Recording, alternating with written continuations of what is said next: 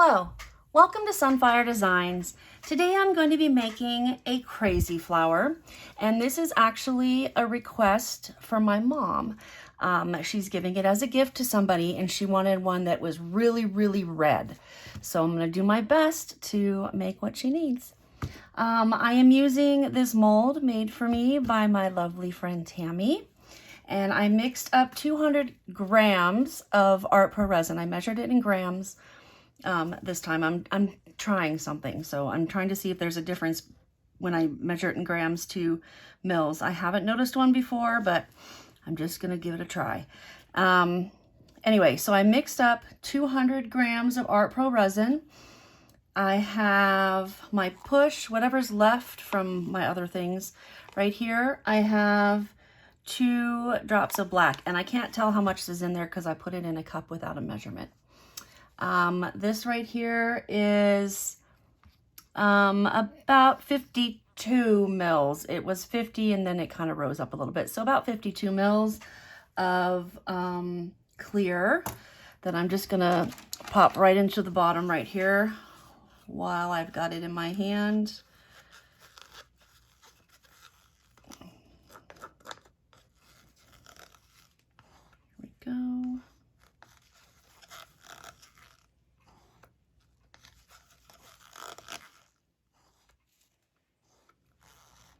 Okay, and then I've got 30 mils right here with 3 drops of Naphthol Crimson.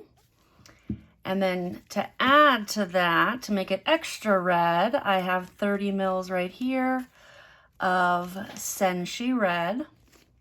And I used 1 little scoop from that little spoon I got from Temu. And then in here I have 30 mils with 2 drops of Let's Resin Ocean White. And then for my stones, I've got black and some gold stones mixed in there because I think that'll be pretty. All right, so I've got a cup here. I'm gonna go ahead and layer my red and my red and make red, you know. It's all gonna be red. But I'm excited to see how this turns out. There's not gonna be a lot of contrast. I'm using the black because I'm hoping that, because you know, when you mix red with white, you get pink. So I'm kind of hoping that that will kind of counteract some of the pink of the whole thing. We'll see. This is the first time I've done a somewhat monochromatic, aside from the push, pour.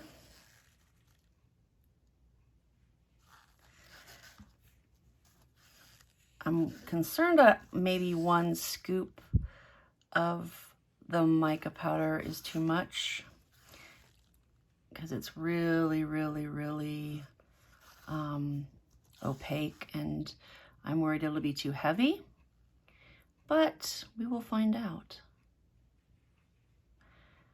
I figured all I could do is try and see. Maybe it will surprise me and come out stunning.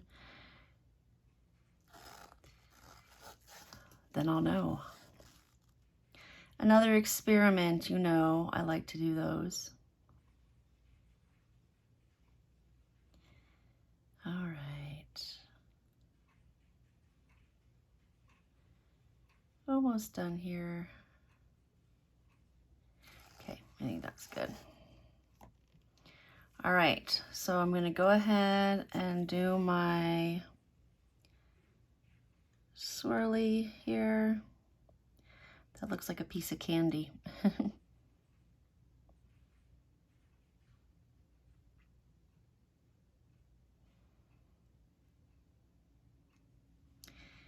And just swirl.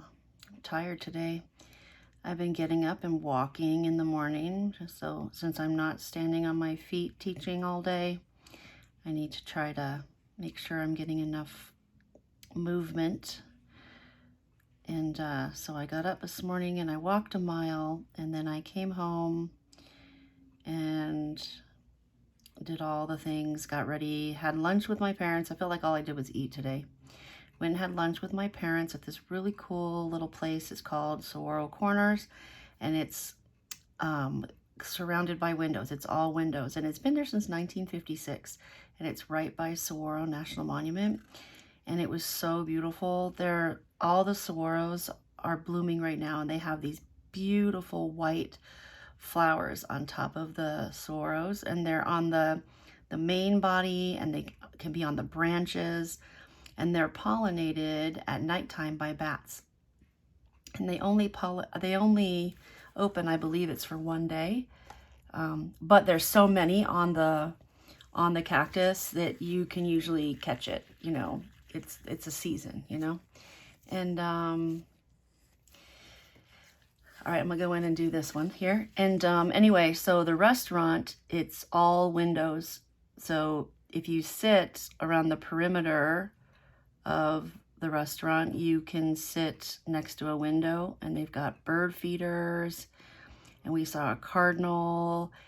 And in the past, before things got so populated, my grandparents used to take me there when I was a kid, and there would be javelina laying underneath the windows, which are like, they're peccaries, so they're kind of like a pig, but they're not a true pig, but they can actually be pretty vicious if you get between them and their babies, and they can't see.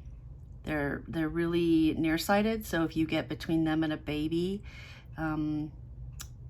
they can charge at you and attack. And they also, like, if you go and walk your dog and you run into one, if you're not careful, they'll attack your dog, because to them it's like, you know, a predator, and they don't feel safe. So that can be kind of scary. Thankfully, in my neighborhood, I don't have any in my neighborhood, but my parents live out by the monument, and so they have just tons and tons and tons of them. My parents have like a rooftop, like on my dad's garage. You can go on the roof and like overlook their property, and you can like look at the stars and see the monument and everything from their house, and it's really beautiful. But there was a time I went up there one time, and there were javelina. We couldn't go in the front yard because the javelina were all in the front yard, so we were just standing up there watching them from the roof. It was really cool, and they were going along with their little babies and everything. One time my dad, when my sister lived at home, she had dogs, and they stored the dog food in the garage, and my dad left the garage door open accidentally, and he went out and noticed it was open, and then the javelinas were eating the dog food. So we know they like dog food. They will eat almost anything. They are not picky. They will eat almost any plant. So if you live out here and you are into gardening, you have to be very careful of what you plant, or have the plants put in a location where they can't get to them. That's really red. That's going to be really cool. Anyway, they're really, really cool. If you look them up, it starts with a J, javelina. I can't spell out loud, but they're really, really cool. But anyway, there were cardinals, they had bird feeders, they had, you know, there was a bunch, mainly birds, but I remember being a kid and there being like rabbits and little ground squirrels and all sorts of things. Snakes even. That's one thing we do get here a bit in this time of year, are snakes. I've been really fortunate. I've only had one snake in my, well, rattlesnake. I had another snake. I don't know what it was though. But I had one rattlesnake in my garage like a year or so after I moved in here, it scared the crap out of me. But thankfully, I mean, I live by the desert, but I'm not like, my parents are surrounded by desert. Like they don't live like in an HOA or anything like that. They've got, you know, their houses are further apart. I live in an HOA, in a cookie cutter house, so I could spit out my window and hit my neighbor, although I wouldn't, but you know what I mean. So, whoops. I just dropped a cup and put resin on the floor accidentally. All right, I'm gonna go clean that up, but I'm not gonna do a time lapse because it's you know, all move towards the center.